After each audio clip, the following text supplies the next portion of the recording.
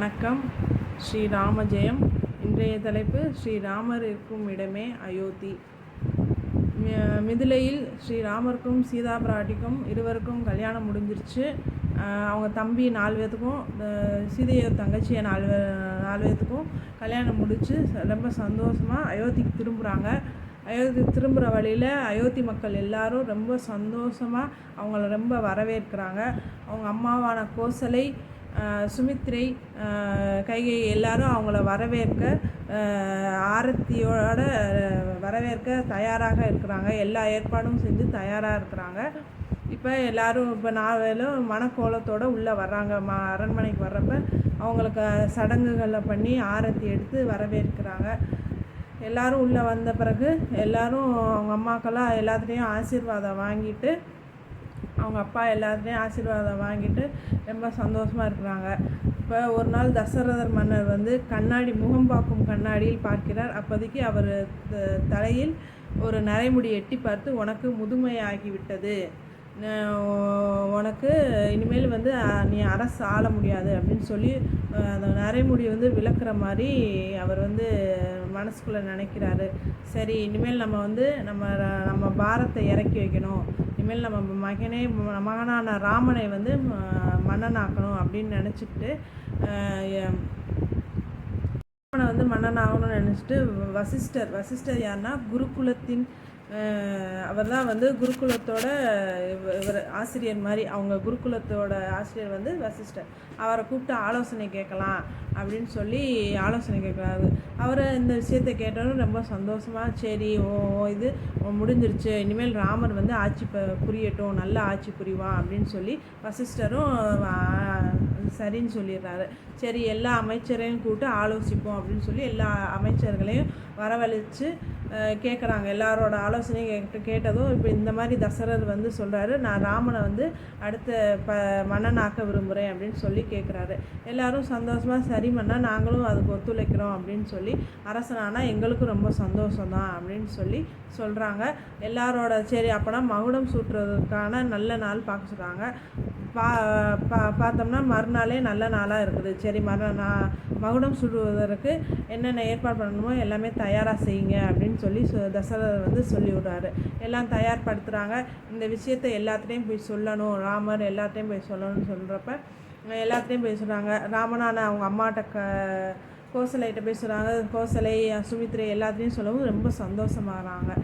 அப்புறம் ஊர் மக்கள் மிதிலை அயோத்தி மக்களிடமும் எல்லாத்தையும் போய் சொல்லவும் எல்லாருமே எங்கள் ராமன் தான் மன்னன் ஆகணும், எங்களுக்கு ரொம்ப மகிழ்ச்சியாக இருக்குது, ரொம்ப சந்தோஷமாக இருக்குது, நாங்கள் ரொம்ப எதிர்பார்த்துக்கிட்டு இருக்கோம் அவரோட மகோடம் சுட்டுறது அப்படின்னு சொல்லி சொல்கிறாங்க. ஆனால் இது என்ன அப்படியே ரொம்ப சந்தோஷம் ஆனந்தத்தில் கூத்தாடுறாங்க அயோத்தி மக்கள் எல்லாருமே. என்ன சத்தம் கேட்குது அப்படின்னு சொல்லி கூனிங்கிற மந்தாகினி வெளியே பார்க்குறாங்க. என்ன சந்தோஷமாக இருக்குது. அப்போ தான் அவருக்கு தெரியுது, ராமருக்கு மகுடம் சூட்ட போகிறாங்க அப்படின்னு சொல்லி செய்தி அந்த அம்மாவுக்கு தெரிய வருது. தெரிய வரவும் அந்த அம்மா ரொம்ப வருத்தத்தோட கைகை அவங்க சித்திகிட்ட போய் சொல்லுது, இந்த மாதிரி ராமருக்கு மகுடம் சூட்ட போகிறாங்களாம் அப்படின்னு சொல்லி கூனி சொல்கிறான். உடனே அதை கேட்ட கைகை அவர் ரொம்ப சந்தோஷமாக, என் மகனுக்கு மகுடம் சுட்ட போகிறாங்களா அப்படின்னு சொல்லி ரொம்ப சந்தோஷம் அடையுது. அது ஆனால் மந்தாகினி கூனி என்ற மந்தாகினி ஏன்னா என்ன ஓ மயனுக்கு இது பண்ணாமல் நீ யாரோ மயனுக்கு மகுடம் சுட்டுறது இவ்வளோ ஆனந்தமாக எடுத்துக்கிறியே அப்படின்னு சொல்லி கேட்குறாங்க. ஆமாம், ஏன் இப்படி நீ பிரித்து பேசுகிற, ராமனும் என் மகன் தான் அப்படின்னு சொல்லி கைகை சொல்லுது. எனக்கு ரொம்ப சந்தோஷம்தான் அப்படின்னு சொல்லி கைகை சொல்கிறாங்க. ஆனால் கூனி அவங்க மனசை மாற்றுறாங்க. அது எப்படி, ராமன் ஓமையே பரதன் இதுவானாதான் உனக்கு சந்தோஷம், நாளைக்கு ஆட்சி புரியுதும், இல்லைன்னா ராமன் மன்னனானா கடைசி காலம் வரைக்கும் பரதன் அவங்களுக்கு தொண்டு செய்கிற மாதிரியே இருக்கும், ஓமகே பரதன் வந்தால் தான் மன்னனாக முடியும், மன்னனானாதான் நல்லாயிருக்கும், உனக்கும் பாதுகாப்பு அவனுக்கும் பாதுகாப்பு அப்படின்னு சொல்கிறாங்க. ஆனால் கூனி சொல்லி அவங்க மனசை மாற்ற போகிறாங்க. ஆனால் கைகை எவ்வளோ மனசு மாறாமல் கொஞ்சம் நேரம் அது எப்படி ராமர் மூத்த மையம் இருக்கிறப்ப இது பண்ணுறது அப்படி இப்படின்னு சொல்லி மந்தாயினே விடவே இல்லை. கடைசி வரைக்கும் எதையோ சொல்லி நீ மன்னன்ட்ட ஒரு போரில் அவருக்கு உதவி பண்ணதுக்காக 2 வரம் கேட்டில, போய் கேளு, இப்போ அந்த 2 வரத்தை போய் கேளு அப்படின்னு சொல்கிறாங்க. நான் கேட்க மாட்டேன் அப்படின்னு சொல்லி அப்புறம் சொல்லி என்னென்னமோ சொல்லி அந்த கூனிங்கிற மந்தாயினி வந்து மனசை மாற்றிடுறாங்க. கைகேயி இது அழுத கோலத்தோட சரி நான் என் மன்னன்கிட்ட போய் கேட்குறேன், தசரதன்கிட்ட போய் கேட்குறேன் அப்படின்னு சொல்லி நீ போய் போக வேணாம், நான் போய் மன்னனை இங்கே வர சொல்கிறேன் அப்படின்னு சொல்லி நான் கூனி போய் தசரதன்கிட்ட மன்னா வாங்க மன்னா, கைகேயிக்கு என்னமோ ஆச்சு அப்படின்னு சொல்லி கூட்டிகிட்டு வர்றாங்க. வந்து பார்த்தா கைகேயி ரொம்ப வருத்தத்தோட அழுக ரொம்ப சோகத்தோட முகம் வாடி போயிருந்துச்சு. என்ன கைகேயி, ஏன் இப்படி வாட்டமாக இருக்கிற அப்படின்னு கேட்டதுக்கு, நீங்கள் எனக்கு போரில் 2 வரம் கொடுத்தீங்க, அந்த வரத்தை எனக்கு இப்போ கொடுங்க அப்படின்னு சொல்லி கேட்குறான். என்ன வரம் அப்படின்னு கேட்டதுக்கு, வரம் வந்து ராமன் வந்து மகுடம் சூட்டக்கூடாது, ஏன் மகன் பரதன் தான் மகுடம் சூட்டணும் அப்படின்னு சொல்லி கேட்குறாங்க. அதே அப்புறம் தசரதர் சொல்கிறாரு, நான் அது எப்படி மூத்த மையன் இருக்கிறப்ப உனக்கு ஓமையனுக்கு பண்ண முடியும், ராமரும் ஓமையன் தானே, அதெல்லாம் எனக்கு தெரியாது, எனக்கு பரதன் தான் மகுடம் சூட்டணும் அப்படின்னு. சரி 2வது வரம் என்ன அப்படின்னு கேட்டதுக்கு, ராமன் வந்து 14 வருடங்கள் வனவாசம் செல்லணும் அப்படின்னு சொல்லிடுவார். அதை கேட்டோன்னே தசரதன் அதெல்லாம் கண்டிப்பாக முடியாது, நான் என் மகனை விட்டு பிரிஞ்சு இருக்க முடியாது, அதனால் 14 வருஷம்லாம் இருந்து என்னால் பிரிஞ்சே இருக்க முடியாது அப்படின்னு சொல்லுவாங்க. தசரதர் சொல்லுவார். அதை கேட்டு அவர் ரொம்ப மனசுடைஞ்சு போயிடுவார். சரி நீ கேட்ட வரத்தை வேணால் நான் தரேன், உன் மகன் பரதனே மகுடம் சூட்டட்டும் அப்படின்னு சொல்லிடுவாங்க. ஆனால் 2வது வரத்தை நான் கண்டிப்பாக செயல்படுத்த மாட்டேன் அப்படின்னு சொல்லி தசரதர் சொல்கிறாரு. ஆனால் கைகேயி மனசு மாறலை. எவ்வளவோ தசரதம் சொல்லி பார்ப்பாரு, மனசு மாறவே மாட்டா கைகேயி. என் மகன் தான் பரதன் தான் வந்து மகுடம் சூட்டணும், 2வது வரத்தை ராமன் வந்து வனவாசம் போகணும் 14 வருடம் அப்படின்னு சொல்லிடுவான். அதை கேட்டோன்னே ரொம்ப மனசுடைஞ்சு தசரதன் மயங்கி கீழே, மனசு மாறவே மாட்டா கைகேயி. என் மகன் தான் பரதன் தான் வந்து மகுடம் சூட்டணும், 2வது வரத்தை ராமன் வந்து வனவாசம் போகணும் 14 வருடம் அப்படின்னு சொல்லிடுவான். அதை கேட்டோன்னே ரொம்ப மனசுடைஞ்சு தசரதன் மயங்கி கீழே விழுந்துருவார். உடனே கைகேயி ராமனை வர சொல்லுவாங்க. ராமனை வர சொல்லி நானே அந்த விஷயத்தை ராமன்கிட்ட சொல்கிறேன் அப்படின்னு சொல்லுவாங்க. சொல்கிறப்ப ராமர் வருவார். ராமர் வந்து என்னம்மா என்ன ஆச்சு அப்படின்னு சொல்லி கைகேயை கேட்பாங்க. உங்கள் அப்பா எனக்கு 2 வரம் கொடுத்துருக்காரு, நான் அந்த வரத்தை இப்போ நிறைவேற்றணும் அப்படின்னு சொல்லி, என்ன வரமா சொல்லுங்கள், நான் நிறைவேற்றுறேன் அப்படின்னு கேட்குறப்ப கைகேயி சொல்லுவாள், முதல் வரம் வந்து என் மகன் பரதன் தான் வந்து மகுடம் சூட்டணும். சரிங்கம்மா, தம்பியே மகுடம் சூட்டட்டும், நான் அவனுக்கு தொண்டனாக இருந்து செயல்படுறேன் அப்படின்னு சொன்னான். 2வது வரம் என்னன்னு சொல்லுங்கம்மா, நான் அதையும் நிறைவேற்றேன் அப்படின்னு கேட்குறப்ப, நீ வந்து 14 வருஷம் காடில் வனவாசம் போகணும் அப்படின்னு சொல்லுவாள்.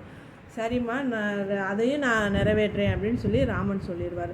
2யும் நிறைவேற்றேன்னு சொல்லிவிட்டு தசரதர் அவங்க அப்பா சொல்லுவார், அதெல்லாம் நீ போகக்கூடாது, நீ என்னோட தான் இருக்கணும், தம்பி வேணால் மகுடம் சூட்டட்டும் அப்படின்னு.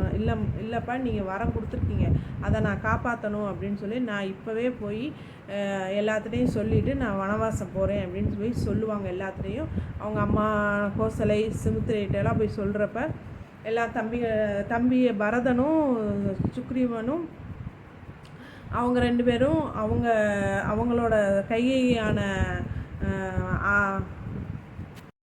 பரதனும் சுக்ரீவனும் கைகேயோட நாட்டுக்கு போர் பயிற்சி பெறுவதற்காக 2 பேர்த்தையும் அமுச்சு வச்சுருவாங்க. அதுக்கு முன்னாடியே இப்போ வந்து ஸ்ரீராமர் வந்து சொல்லவும், நான் நிறைவேற்றேன்னு சொல்லவும், சரி எல்லார்ட்டையும் போய் சொல்லிவிட்டு நான் வனவாசம் பரப்புறேன் அப்படின்னு சொல்லி சொல்லலாம் போகிறப்ப எல்லோரும் வேணாம்பாங்க. கோசலை அம்மாலாம் வேணாம்பாங்க. தம்பி இது லட்சுமண்கிட்ட சொல்கிறப்ப, அண்ணா நானும் உங்களோட வர்றேன் அப்படின்னு சொல்லுவாங்க. இல்லை நீ இங்கே இருந்து எல்லாத்தையும் கவனிச்சிக்கோ, நான் மட்டும் போகிறேன் அப்படின்னு. இல்லைன்னா நானும் தான் உங்களோட வருவேன், உங்களுக்கு உங்களுக்கு துணையாக நான் வருவேன், உங்களுக்கு எப்பயுமே துணையாக நான் வருவேன் அப்படின்னு சொல்லுவாங்க. உடனே சரி எல்லோரும் இப்படி யார் சொல்லதையும் கேட்காம ஸ்ரீ ராமர் வந்து எங்கள் அப்பா எனக்கு வந்து இந்த கண்டிப்பாக இதை பண்ணணும் அப்படின்னு சொல்லியிருக்காரு, நான் போய் பண்ணுவேன், கண்டிப்பாக நான் போயிடுவேன், வனவாசம் போவேன் அப்படின்னு சொல்லுவாங்க. அது சரி எல்லோரும் அப்புறம் என்ன பண்ணுறேன்னு சொல்லிட்டு சம்மதிச்சு சுமித்ரை அவங்க அம்மா வந்து உடனே லட்சுமணை வந்து நீ வந்து அண்ணனுக்கு தம்பியாக இல்லாமல் ஒரு தொண்டனாக போய் அவனுக்கு தொண்டு செய்யணும் அப்படின்னு சொல்லி அனுப்பிச்சி விட்ருவாங்க. எல்லோரும் சீதையும் வந்து நானும் போகிறேன் அப்படின்னு சொல்லுவாங்க. நானும் போய் அவங்களோட வனவாசம் 14 வருடங்கள் இருந்துட்டு வரேன் அப்படின்னு சொல்லுவாங்க. யாருமே வேணாம் சொல்லுவாங்க. ராமரும் கூட நீ வந்து இங்கேயே இரு, அயோத்தியிலே இரு, நான் மட்டும் போய் 14 வருடங்கள் போய் இருந்துட்டு வரேன் சொல்லுவாங்க. சீதை வந்து உங்களை பிரிஞ்சு நான் இருக்க மாட்டேன், உங்களை பிரிஞ்சிருக்கிறது எனக்கு வந்து ரொம்ப கொடுமையான விஷயம், நான் பிரிஞ்சிருக்க மாட்டேன், நானும் தான் கண்டிப்பாக வருவேன் அப்படின்னு சொல்லி அப்புறம் எவ்வளவோ சொல்லி பார்ப்பாங்க. மூணு பேரும் கேட்க மாட்டாங்க. 3 பேரும் கேட்காம அவங்களோட உடையை மாற்றிக்கிட்டு துறவி வேடத்தில் உடையை மாற்றிக்கொண்டு தசரதன் முன்னாடி போய் நின்று நாங்கள் போயிட்டு வரோன்னு சொல்கிறதுக்காக வருவாங்க. தசரதனும் எவ்வளவோ சொல்லி பார்ப்பாரு, போகாதீங்க இங்கேயே இருங்க அப்படின்னு. அவர் கேட்க மாட்டாங்க. எல்லோரும் போய் எல்லோரும் நாங்கள் எல்லாத்தையும் ஆசீர்வாதம் வாங்கிட்டு நாங்கள் போயிட்டு வரோம் அப்படின்னு சொல்லிட்டு கிளம்பிடுவாங்க. கிளம்புனாலும் வெளியே அயோத்தியை விட்டு போகிறப்ப மக்களும் யாருமே போகாதீங்க, நீங்கள் தான் எங்களுக்கு வந்து மன்னனாக இருக்க வேணும்னு சொல்லுவாங்க. ஆனால் யாருமே வரும் இல்லை, நாங்கள் போகணும், இது வந்து எங்கள் அப்பாவோட கட்டளை, நாங்கள் போய் தான் ஆகணும் கண்டிப்பாக அப்படின்னு சொல்லுவாங்க.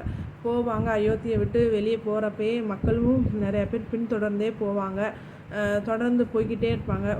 அயோத்தி எல்லை வரைக்குமே மக்கள் போவாங்க. இவங்களை எப்படி விட்டு போகிறது அப்படின்னு சொல்லி